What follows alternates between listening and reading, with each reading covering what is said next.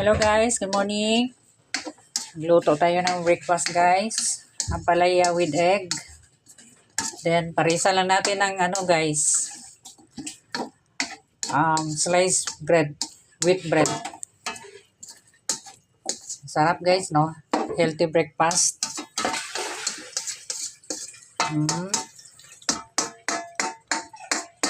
Pang diet ni guys, para di ka ma-high blood, dili magtaas atong cholesterol.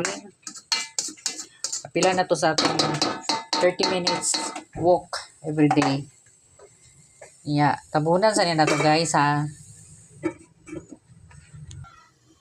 Okay guys. I'm sure luto na ni. Dili ma-overcook guys.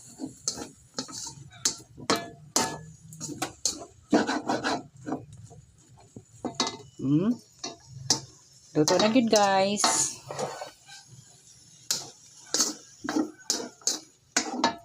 Thank you for watching my video. Till next time, God bless.